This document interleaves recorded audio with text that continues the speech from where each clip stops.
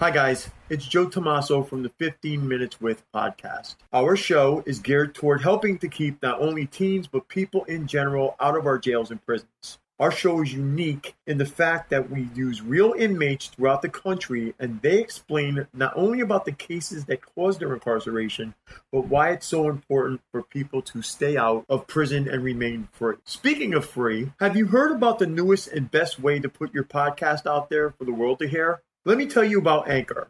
Anchor is the easiest way to produce and distribute your ideas, your podcast, and the best part, it's free. There's even a creation tool that allows you to record and edit your podcast right from your phone or your computer. Anchor will even distribute your podcast for you so people can hear it on Spotify, Apple Podcasts, and many other listening platforms. You can even make money from your podcast, and there are no minimal amount of listeners required. Anchor is everything you need to make a podcast in one place. So what are you waiting for? Download the free Anchor app or go to anchor.fm and get started. Hey everybody, and thanks for listening to the 15 Minutes With podcast. My name is Joe Tommaso and I'll be your host. 15 Minutes With has recently been featured in the New York Times, the New York Post, and several other media platforms. The show goes into jails and prisons across the country and we talk to inmates, some high profile, some just your regular Joes or Janes. 15 Minutes With is different than a lot of other prison channels out there. The people we talk to are still behind those prison walls. Unlike corporate shows like Lockup and others, our shows are unscripted. We asked those we talk with about their crimes and if they feel remorse and about life on the inside in general. If you like the show, please click the like and subscribe buttons. If you want to get notified when we drop new content, hit the notification button as well. If you'd like to help me keep this show going and would like to see it get better, please donate to paypal.me/Joe Tommaso. Again, that is paypal.me/JoeTomaso. If you have any comments or suggestions or would like to see us interview someone in particular, you can email us at insidetherazorwire@gmail.com. Again, the email is insidetherazorwire@gmail.com, or you can snail mail us at P.O. Box 162, West Haven, Connecticut 06516. That P.O. Box again is P.O. Box 162, West Haven, Connecticut 06516. This is my third interview with Jesse James Hollywood. Jesse James Hollywood is one of the people that was involved in the kidnapping and murder of Nicholas Markowitz in the year 2000 in California. This case inspired the movie Alpha Dog starring Justin Timberlake. Jesse James Hollywood is currently serving life without parole at the R.J. Donovan Correctional Facility in California, and that's where my phone call took place. Last but not least, I'd like to thank each and every one of you for listening. And a special thanks to Ro Clausen of Strong Prison Wives, Aaron Ferris, Andrea Talamelli, and Matt Mahoney for all of your help and encouragement. And now, without further ado, here's this edition of 15 Minutes With.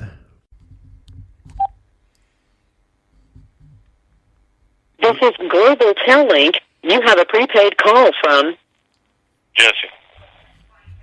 An inmate at the R.J. Donovan Correctional Facility, San Diego, California. This call and your telephone number will be monitored and recorded. To accept this call, say or dial 5 now. Thank you for using Global Tel-Link. Okay, Jess, we're good. We're right on here. All right. Yeah, so you know what was interesting? I was watching last night and the night before on PBS, and they were showing prisons over there back east in New York and everything, and they were showing the college program out there.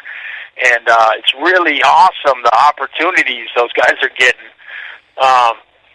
as far as education. You know, it's definitely they've shown that the recidivism rate goes down from education. Out here in California, they are giving us opportunities, you know, with the self-help and stuff like that, but not like I'm seeing, like in New York, the way they're doing, everything they're doing with the college program and everything, like right here where I'm at right now, that's not happening. There's not those kind of opportunities. So, I mean, they're starting to do that in the federal system now, too, finally, so that's a good thing. It is a great thing. I was surprised to see. I didn't know that Clinton had shut that down in the 90s. That's really, you got to look at it. This restorative justice thing is so important for our nation because these people are going to be, you're taking a bunch of people that, and pretty much that have value, that have worth, that can be out there and be productive members of society. And, human dignity is the backbone of our society. That's what I believe, Joe. And I think people deserve second chances. And with education, we give people those second chances and opportunities to change and to be, competent enough to get out there and be able to succeed and not come back to prison. So without that, you're giving these guys no opportunity, and a $200 gate pass, a lot of these guys are going to end up being your neighbors, and that's what you see with the recidivism rate. Guys that are coming back, it's because they're not getting those opportunities, or they're not embracing them. But, I mean, they're not, like right here, I'm in college right now. I'm in Southwest College right here, face-to-face college, which is awesome, but there's only two professors right now. There's only 2 classes. It's not a deal like I saw on PBS, right? Which is awesome. The way they have those guys doing debates against West Point and Harvard, I mean, that was awesome. Well, I think one thing we have to do too is, when you get out, when people do get out, they have this, this brand of felon on them, and they're not getting a chance. They need to be able to get a chance. You've done your time. There's that saying, you've paid your debt to society. And even these guys that are getting out, they can't say they paid the debt to society because even though they have, society doesn't look at it that way, and it needs to be reformed on the outside as well. Yeah, I think the perception of inmates in general, that's one of the things I talk about whenever I get an opportunity. If I'm talking to the youth at risk, you don't want to give them the opportunity to label you in the first place. So if you're a gang member or you're involved with gangs, or in my situation, I gave the government the opportunity to label me a drug dealer, even though I was just a pot dealer at the time. And now, with everything that's happening, I mean, I'd be a legitimate businessman. Yep, pretty much. And with everything that's changing, but I made the mistake of and the decisions of letting the government and people label me a drug dealer, and I had this false criminal identity. That's what brought me down. That was a dictator of my character defects: arrogance, pride, impulsivity, and that led to my criminal progression, and that eventually led to my controlling case, and my attitude was like that for years. And now I'm starting to realize that through self-help and just through maturing through my, growing up. I'm starting to realize that I had this false criminal identity, and I wouldn't submit to authority. I thought, I think most 20-year-old kids are in that. Most teenage kids, they don't want to submit to authority. Right, you want to do what you want to do. Yeah, exactly. I've been through that myself. Well, the Bible teaches us to submit to authority, or else we're going to incur judgment. And that's what I've been incurring for the last 20 years now. So, I mean, it's easier to just let God, it says all over the Bible, too, vengeance is mine. From Isaiah, all the way through, it talks about let God appoint those people who are authority figures and respect them. That way you don't incur judgment. And they might incur judgment from him. Right. To him, and you're going to avoid... This call and your telephone number will be monitored and recorded. You're going to avoid situations where you're going to have to incur judgment, and believe me, it's not a situation you want to be in. As to your questions about health care and stuff like that in here, I mean, you're gonna be in a wilderness situation. You want to take care of yourself. I think people have this perception they're being taken care of, they're being coddled in there. And I'm telling you, it's not the case. You're living in a little enclosure with another man. I mean, get everything you own and take it and put it in your bathroom with some person. Find some person in your area that you really don't want to be around, and you go ahead and try to make that work for a week. See how that works. And then try to make it work. Try to make it work for a couple of days and see how that works out. And then think about a decade, 10, 20 years. And then, if you want to go to a parole hearing, think about doing that without anybody writing any reports on anything that's going on there. And pretty much everything's the way they write the book in prisons, the Title 15, the Code of Regulations, anything could be a report or a write-up.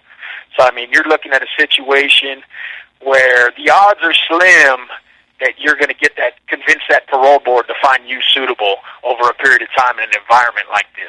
It's going to be like you getting a PhD or something for you to overcome that.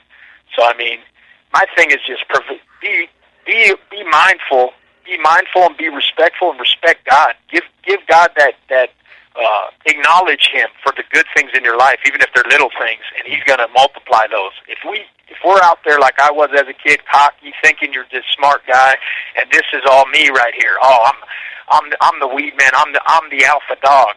That false identity is going to lead to you getting smacked down. You're going to hit a brick wall, and when you end up here, it's a wilderness situation. You're on your own. Those people that you thought were your friends out there, I mean, you'll see it time and time again. As far as the gang lifestyle, I've met countless people in here that were involved heavily with gangs and prison gangs and street gangs. And, some of the stories I've seen is like this. Maybe their family member gets shot out there, or their wife or their kids, whatever. Mm-hmm. And they're putting in work for these dudes that they think are big mafia bosses or whatever in here. And guess what? When their family member gets killed and they know who did it, are they going to do anything for them? No. They don't do nothing for them. So at that point, after all these years of wasted time and doing stuff for other men and their own selfish motives, they end up realizing that it's all fake. And, that's got to be a devastating feeling. That's a horrible feeling. And then, to top that off, you're in an enclosure with another man. That's not a normal situation, Mm-hmm.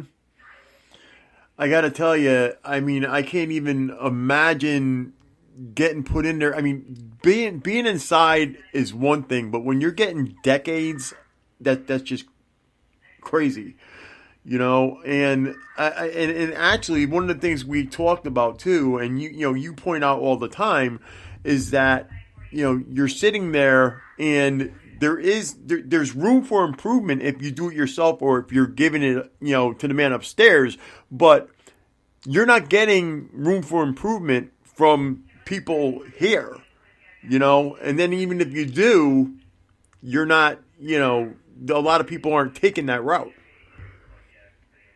Yeah, you're going to be in an environment like this.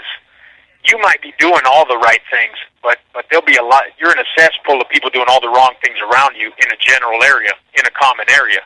So, I mean, for instance, let's say you're going to the parole board next week, or it might take you 5 or 10 years of doing the right thing and being disciplinary free and going to the self-help classes and all that.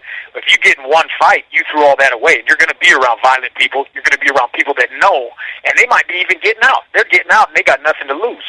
And they're going to be doing drugs. Those drugs that are found in that common area, boom, that's on you too. And if you want to fight them, boom, that little report that they write about that violent act, that's on you. And you're going to have to explain that to the parole board. Believe me, they don't want to hear it.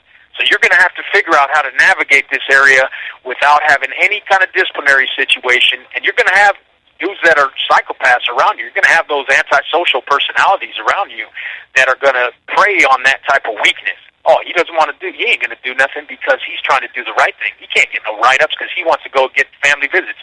They just gave family visits back to lifers in California.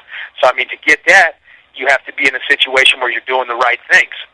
So, that's another thing where people are going to see that and they might push on that.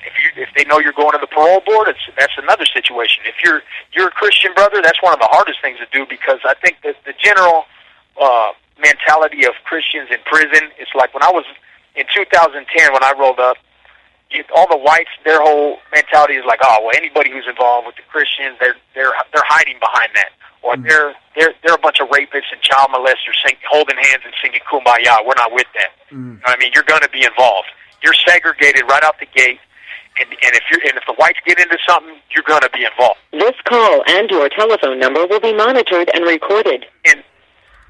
In the county, people would say, oh, well, guys of a certain age, they don't have to do nothing. I was on A-Yard at Calipat. I'll give you an idea of the type of stuff.